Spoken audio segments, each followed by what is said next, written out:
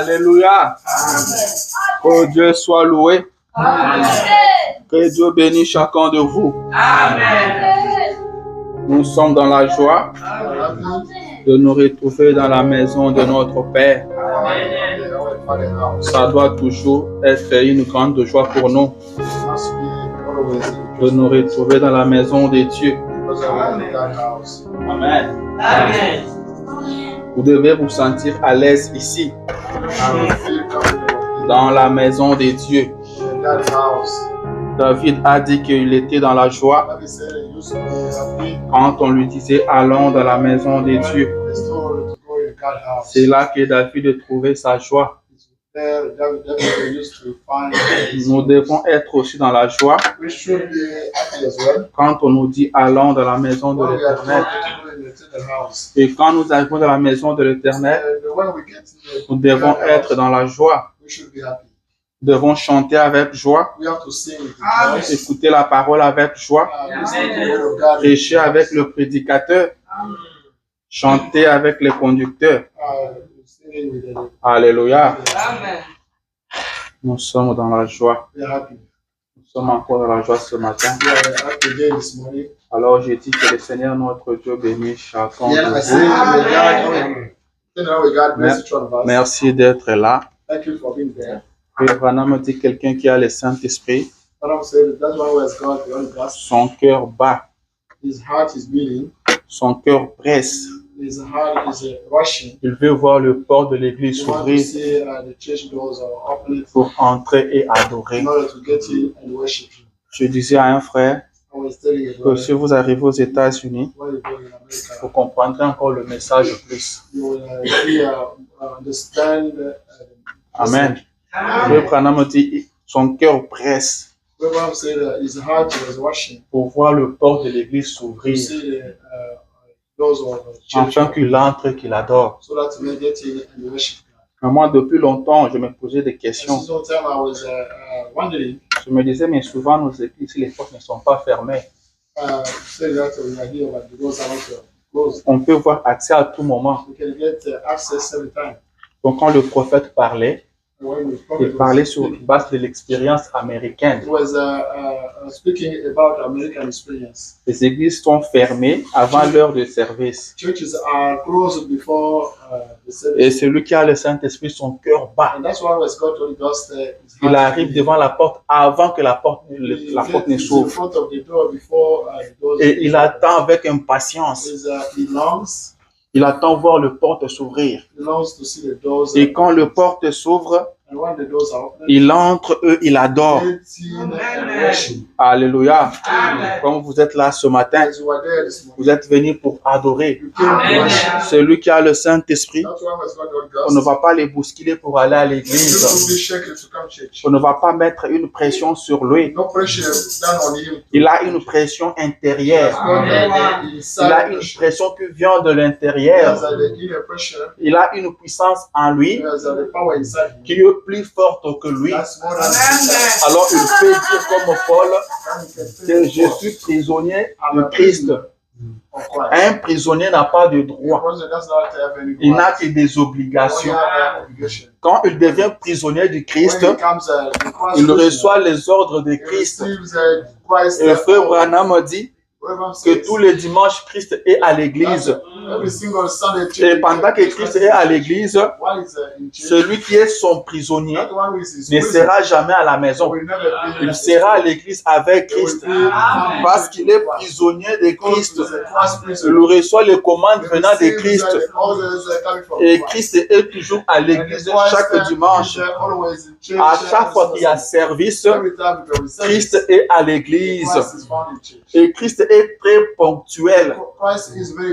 Et celui qui est son prisonnier sera toujours à l'église. Et l'église, je reviens toujours sur ça, que ce n'est pas le bâtiment. Et ça ne sera jamais le bâtiment.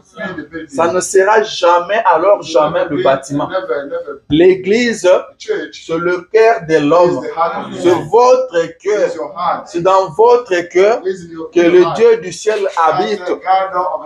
La Bible dit, l'Éternel n'habite pas dans des maisons construites par les mains des hommes. Alléluia. Je voulais lire la Bible. Vous pouvez rester toujours assis. Je prends Matthieu 18, le verset 20. La Bible dit ceci. C'est Jésus-Christ qui parle. Il dit, car là où 2 ou 3 sont assemblés en mon nom, je suis au milieu d'eux. Amen. C'est ça l'église. Là où 2 ou 3 sont assemblés en mon nom, je suis au milieu d'eux. Amen. Ils sont assemblés où? N'importe où. Amen. N'importe où. Je reviens sur ce que je venais de dire, que l'église n'était pas une affaire de bâtiment.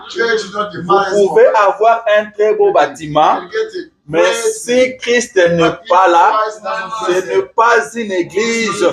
Alléluia. C'est la présence de Jésus qui fait l'église. Je parle de l'église, du vrai église. Je ne parle pas de l'église bâtiment. Je ne parle pas de l'église du nom. Mais je parle de l'église. C'est la présence de Dieu qui fait une église. Là où 2 ou 3 sont assemblés en mon nom, je suis au milieu d'eux. Comme nous sommes assemblés là, nous pouvons aussi constituer un parti politique. Ça peut aussi être une mutualité. Et Christ ne sera pas là. Laissez-moi vous dire que là où on parle de politique, Christ n'est pas là. Là où on parle des affaires, Christ n'est pas là. Christ se retrouve seulement là où les gens se sont assemblés en son nom. Alléluia. Ils sont assemblés où? Peut-être à l'école. Peut-être au marché, peut-être dans une voiture, peut-être dans un garage, peut-être sur la rue. Si vous êtes assemblés au nom de Jésus, Jésus est là. Jésus sera là. C'est ce que dit sa parole. Je vous ai toujours dit, habituez-vous à ce genre de service. William Branham disait qu'il aimait plus les services de maison. Il dit c'est les services là plus aimé, les services de maison, entre 3, 4 ou 5 personnes. Il dit qu'il aime ça beaucoup. Il aimait ça beaucoup. Alléluia. Habituez-vous à ce genre de service, car très bientôt, ça va arriver. Nous allons nous retrouver ici par contrainte, car très bientôt, ils vont fermer. Alléluia. Nous avons une promesse comme ça. Nous le savons tous. Que très bientôt, ils vont fermer. Non seulement ils vont fermer, ils vont commencer à nous poursuivre. Ils vont commencer à chercher. Ils se sont réunis où aujourd'hui? Et on commencera à se dire des choses secrètement. Ce dimanche, retrouvons-nous sur Brookwood. L'autre dimanche, retrouvons-nous sur Ast, ça sera comme ça. Alléluia. Alors, nous sommes déjà en train de nous entraîner. Alors, je dis que le Seigneur, notre Dieu, vous bénisse. Merci d'être là. Car si vous n'étiez pas là, ce service n'aurait pas lieu. Et ce matin, ce n'est pas moi qui prêche. Je ne vais pas prêcher ce matin. Ce matin, nous allons écouter le commandant de l'âge. Nous allons écouter la bouche autorisée. Le prophète de l'âge. Le prophète de tout le monde. Il est le prophète pour tout le monde. Il est le prophète pour les baptistes, pour les pentecôtistes. Il est le prophète de toutes les nations. Le vouloir ou non, il est le prophète de toutes les nations. Le rejeter, c'est rejeter Christ. Rejeter ce message, il n'y a pas de ciel pour vous. Amen. Celui qui va nous parler ce matin, soyez attentifs. Je vous invite tous à être vraiment attentifs. Je crois que vous serez bénis ce matin. Faites un effort de ne pas dormir.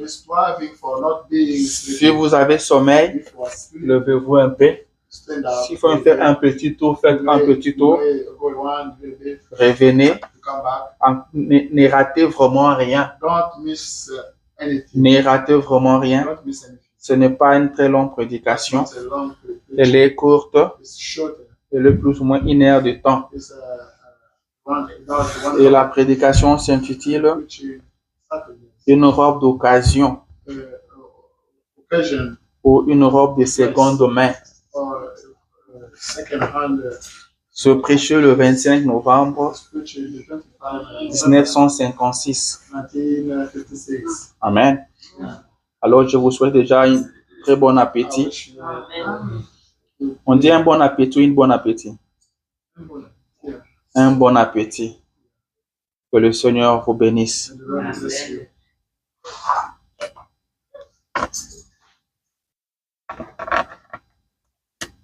Vous allez entendre un message de William Marion Branham intitulé Une robe de seconde main, prêché à Jeffersonville, Indiana, USA, le 25 novembre 1956.